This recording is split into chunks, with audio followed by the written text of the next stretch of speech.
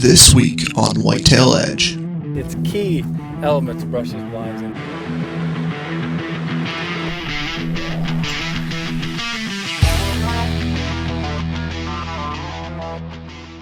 Hi, and welcome to Whitetail Edge. I'm one of the hosts, Ben Rising, and today we're going to be in the blind with my wife, Melody, and we're going after a buck we call Unicorn.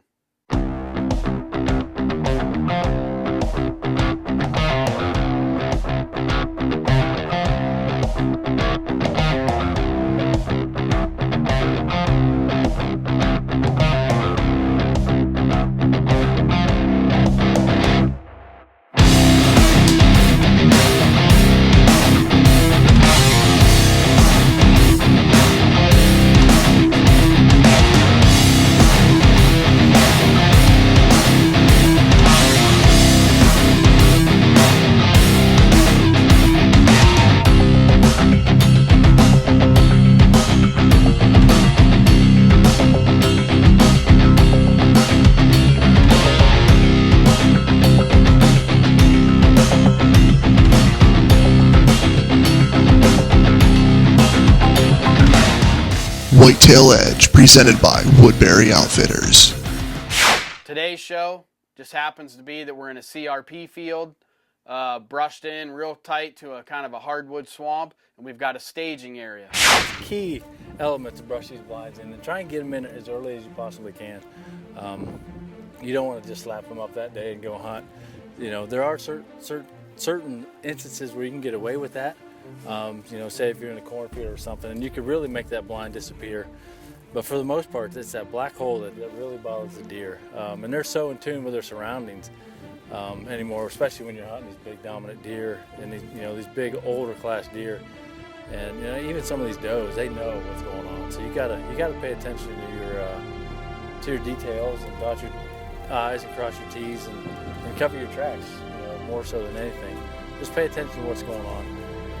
And sometimes you got to give the deer a little bit more credit than they deserve, but going the extra mile will go a long way.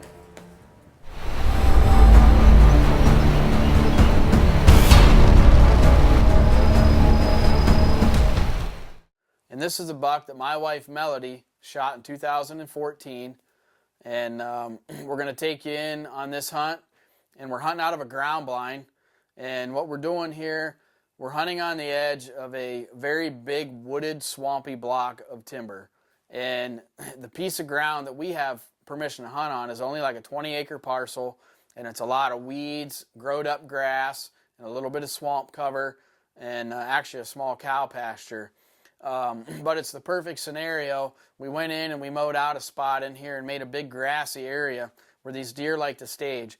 And on the other side of this swamp, there's a standing bean field of beans. So it's the perfect early season spot. They come out of the oaks, work through the tall grass, mowed area, pick through some green, head to the grain at night. Nervous.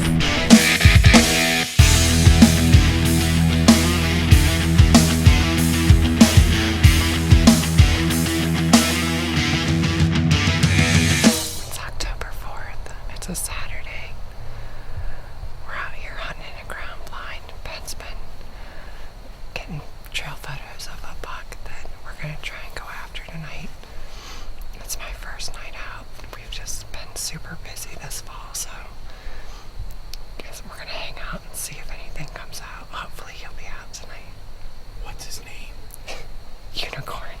So finally, what I'm waiting on though is for my cameras to tell me that this deer is getting comfortable in this area and he's going to move in daylight.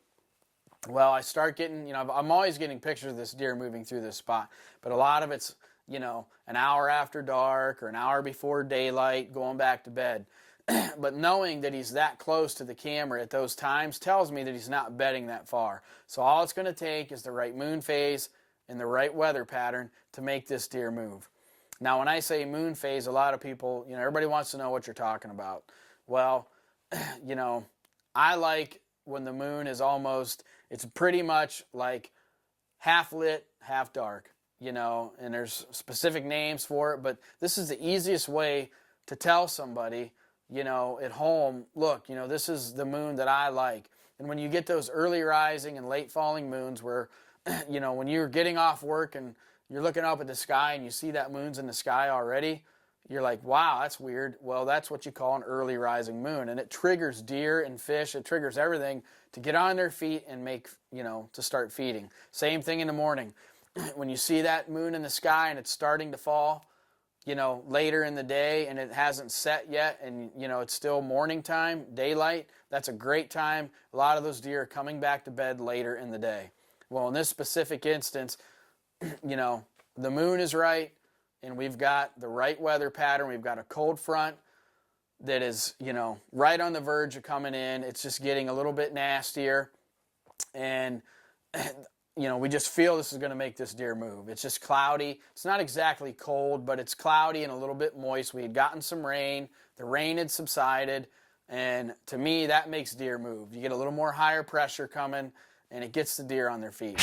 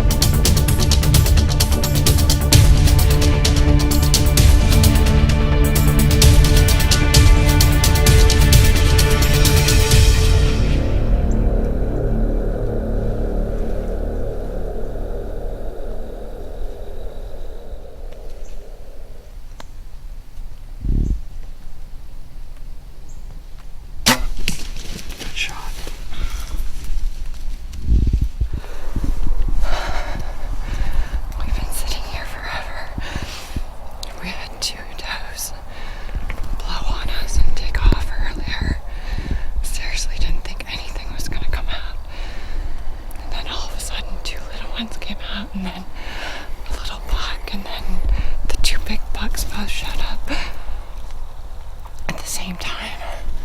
I tried to draw once, and my shoulder's been giving me problems, and I just couldn't get past that hump. Well, it's October 5th, and here's the buck that we went out and recovered this morning that we call Unicorn.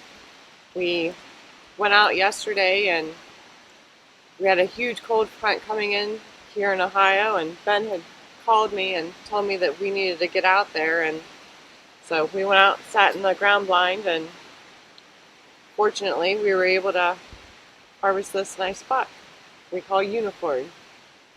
As you can see why.